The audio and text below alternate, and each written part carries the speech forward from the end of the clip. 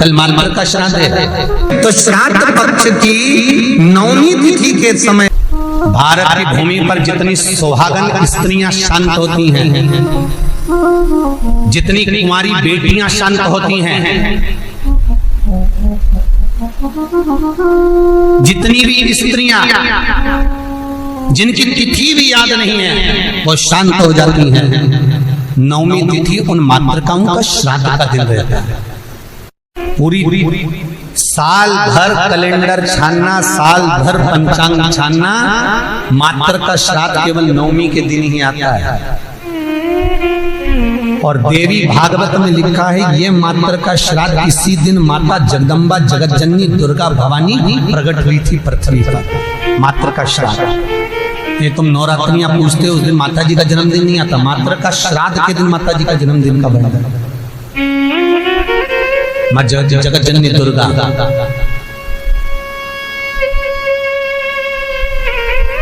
मातृ का श्राद्ध किसी ने कृष्ण किया है, वो हम लिखकर लेकर आए कि महाराज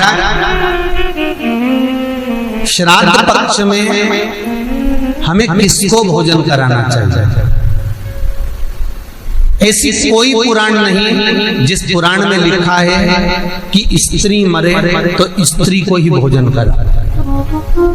बहुत ध्यान देना महाराज कथा था।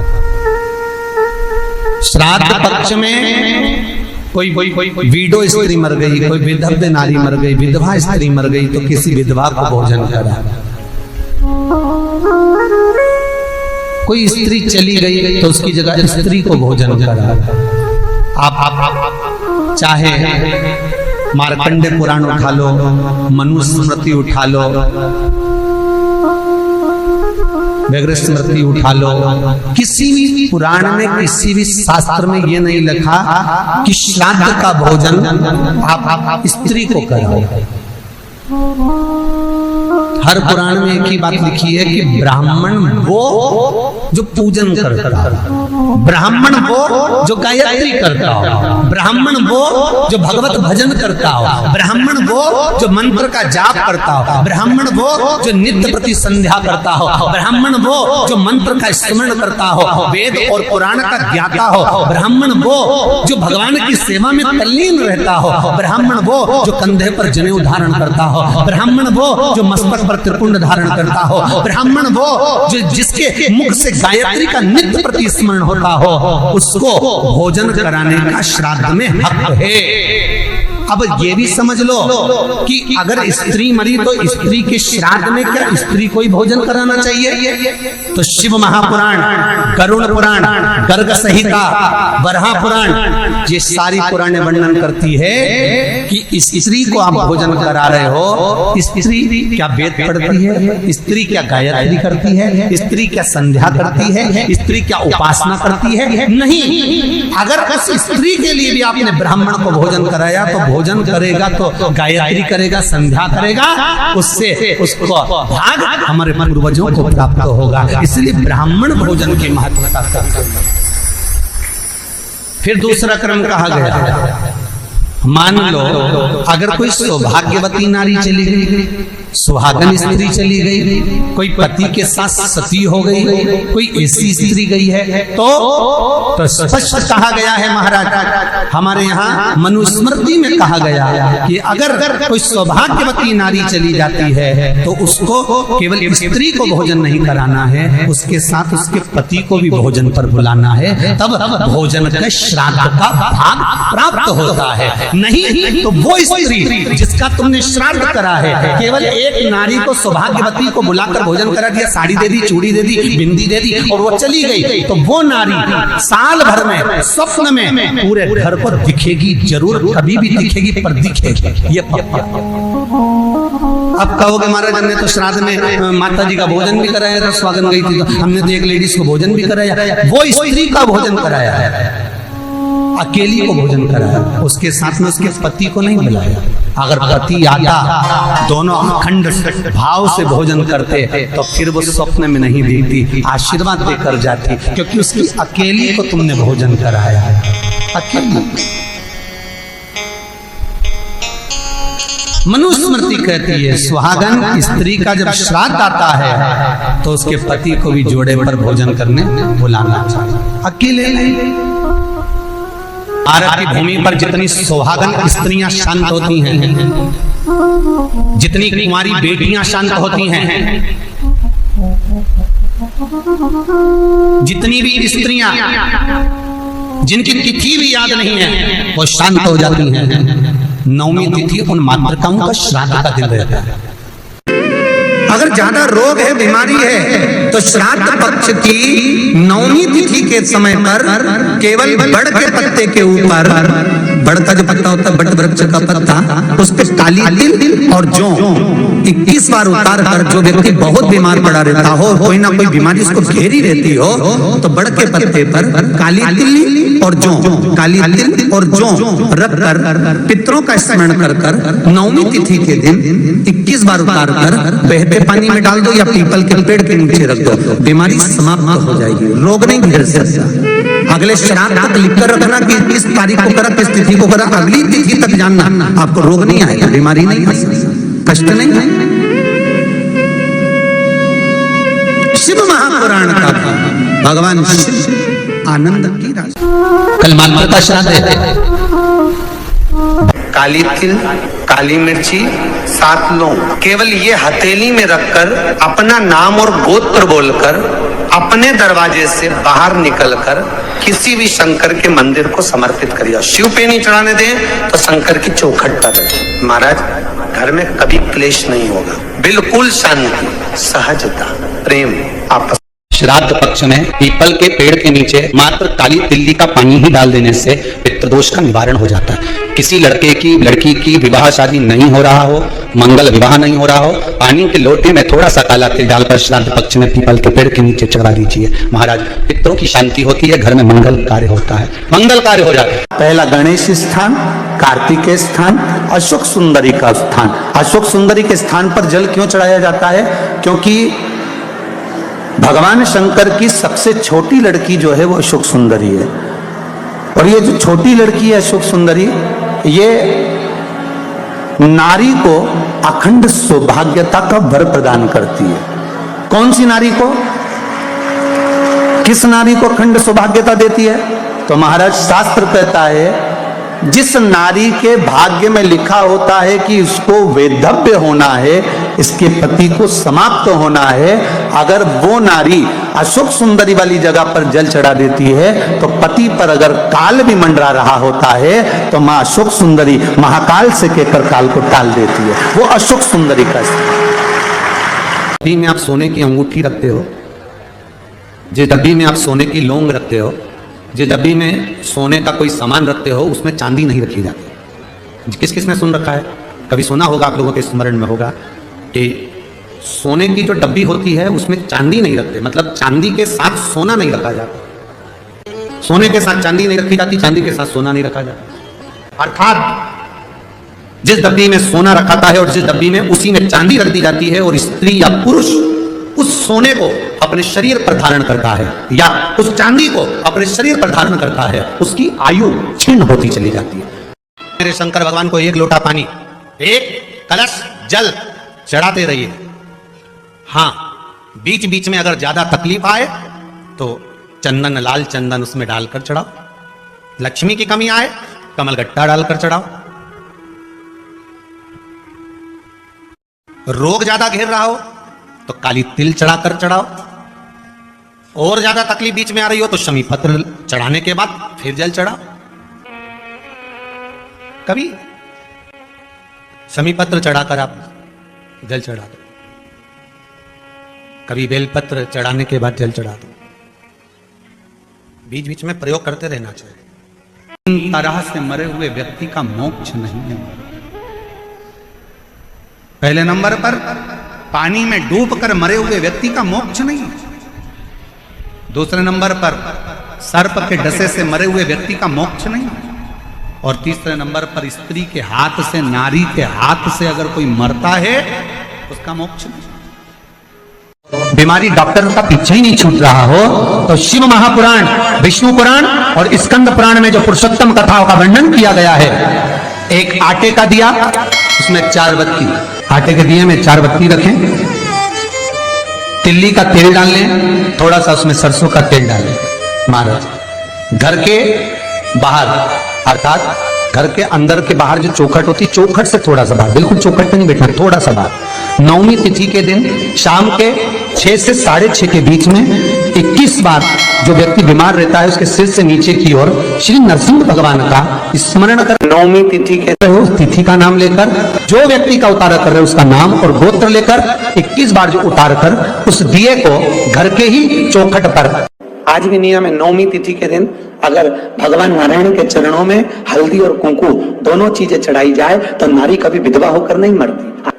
आज भी लिखा है, अखंडता को पाने के लिए भगवान नारायण के सीधे चरण में हल्दी और उल्टे चरण में हरोली चढ़ाई जाती, कुंकू दोनों। हंस और कौवे में एक अंतर है, हंस गलती को देखता है तो भी चुप रहकर एकांत में जाकर कह देता है कि तुमने ये गलती कर। हंस कभी चिल्लाकर नहीं कहता, और कौवा एक ऐसा होता है जो कोई गलती करे तो काऊ काऊ काऊ काऊ कर कर कर चिल्ला चिल्ला कर इकट्ठा करेगा, सारे कौवों को इकट्ठा कर लेगा। और वो कौवे भी कुछ नहीं करेंगे, वो भी काऊ काऊ करेंगे। कौवे का काम है कि सबको इकट्ठा करना है, चिल्लाओ काऊ काऊ काऊ करो, इसने ये गलती करी है, चिल्लाना चालू करो। और कौवे का काम है वो चिल्लाता रहेगा, इकट्ठा करेगा, सबको एकत्रित करेगा, और वो कौवे भी चिल्लाएंगे, बहुत चिल्ला। पर निवेदन है, कौवा मत बनना, हंस के झुंड में जाकर बैठना, थोड़ा समझना समझाना। क्यों कहा कि मंदिर में भी अपने पांव लंबे कर कर नहीं बैठना, पांव मोड़ कर बैठना। पांव मोड़ने से मतलब है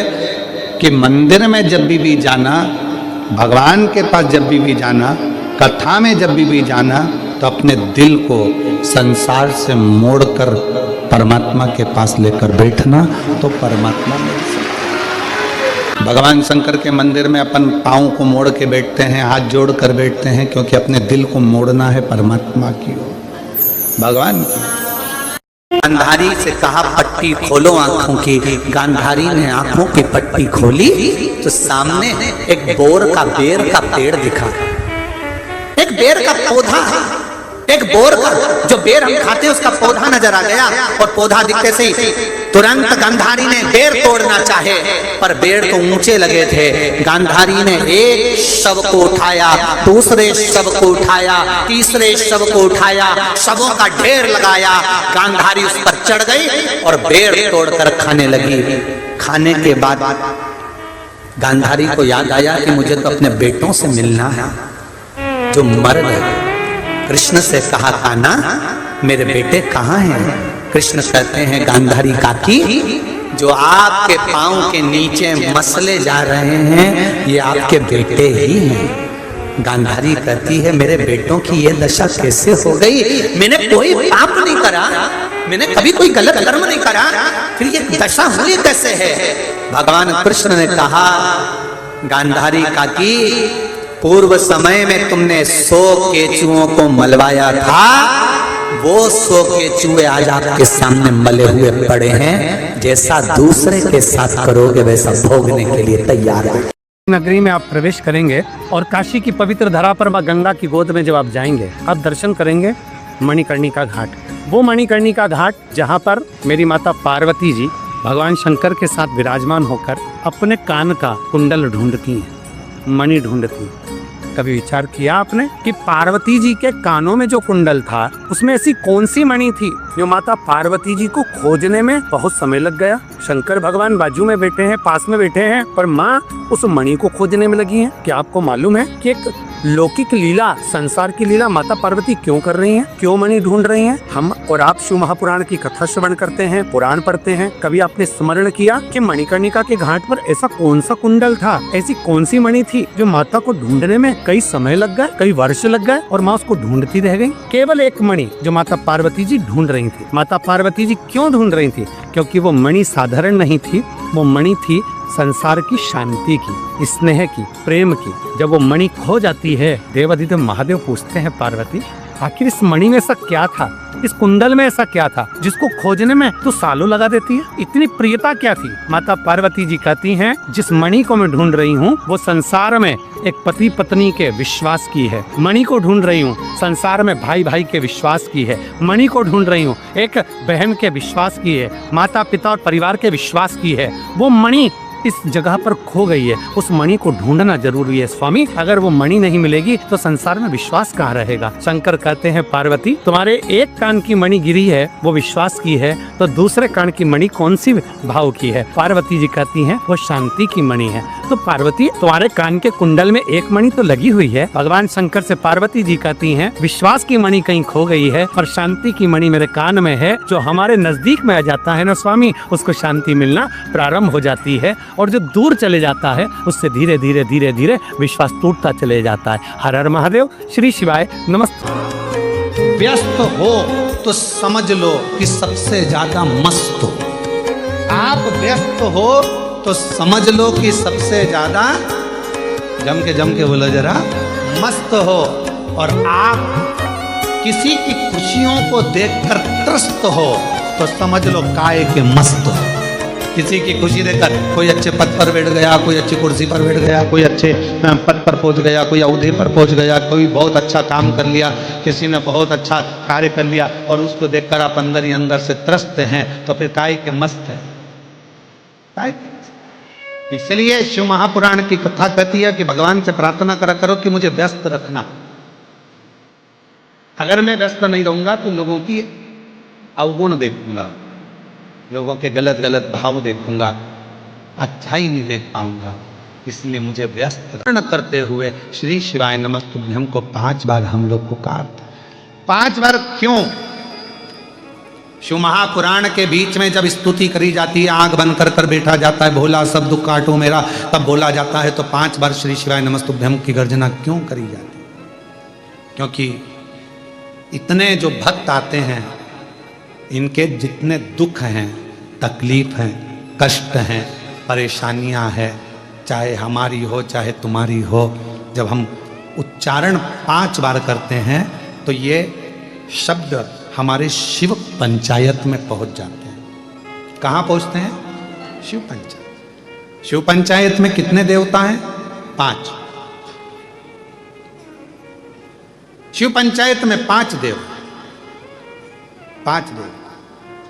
और शिव पंचायत के अंदर जो 5 देवता हैं, भगवान शिव, दुर्गा भवानी, श्री गणेश जी महाराज, भगवान सूर्य नारायण और भगवान विष्णु, भगवान नारायण, भगवान नारायण। ये शिव पंचायत के 5 देव हैं।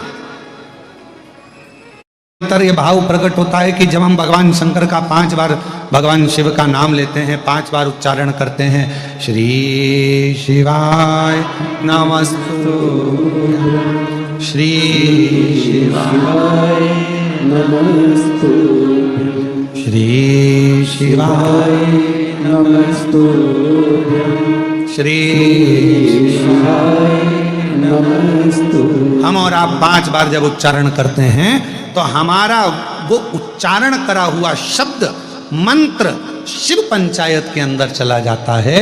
और जिसने भले आस्था चैनल के सामने बैठकर बोल रहे हो, चाहे नंबर में 5 बार भी आपके मुख से श्री शिवाय नमस्तुभ्यं निकल गया और तुम्हारा कोई दुख है तो वो शिव पंचायत में जाता है, और भगवान शंकर की वो पंचायत में हमारे दुख को काटने की तुरंत अपील लग जाती है और हमारा दुख अपने आप कटना प्रारंभ हो जाता है, अपने आप। शिव पंचायत में बुरी है। घर के अंदर धूप छोड़ने के बाद पितृपक्ष में 16 दिन जिस घर में धूप छोड़ने के बाद हाथ की अंजलि में जल लेकर नहीं छोड़ा जाता था, केवल धूप छोड़ दी और अंजलि में से पानी नहीं छोड़ा गया। गाय को श्राद्ध पक्ष में रोटी निकालकर खिला दी, थोड़ा सा जल गाय को नहीं दिया गया। कौवे को रोटी दी गई, कागा को भोजन दिया गया, जल नहीं छोड़ा गया। ब्राह्मण को भोजन कराकर उसको जल नहीं दिया गया। तो इस महाशनि का काम क्या था? श्राद्ध पक्ष में पितरों को जो भाग मिलता था, देवताओं को जो भाग मिलता था, पितृ पक्ष में पितरों को जो भाग मिलता था, जिसमें जल नहीं छोड़ा जाता था, उस भाग के, उस घर की 71 पीढ़ी का पितरों का हिस्सा ये महाशनि अपने खाते में ले लेता था और उसको अपने पक्ष में रख लेता था। तो पितृ उससे तरसते थे, उस भोजन के लिए तरसते थे। अब जरा विचार करिएगा, वैसे तो आप लोग सब समझदार हैं, वैसे तो आप लोग सब अगर धूप छोड़ते होंगे तो जल जरूर छोड़ते होंगे। बोलो सही है? देते हो ना जल? अगर अग्नि में तुमने थोड़ा सा भाग दिया है तो वहां पानी का छोड़ना जरूरी होता है, जल का छोड़ना जरूरी है। जल नहीं छोड़ा तो वो भाग महाशनि के खाते में चले जाता है, जल नहीं छोड़ा तो वो भाग महाशनि के पास पहुंच जाता है, महाशनि के खाते में। अब महाशनि उस भाग को एकाग्रित करता गया। जब उसने बहुत सारा भाग एकाग्रित कर लिया, तब उसने देवताओं पर आक्रमण कर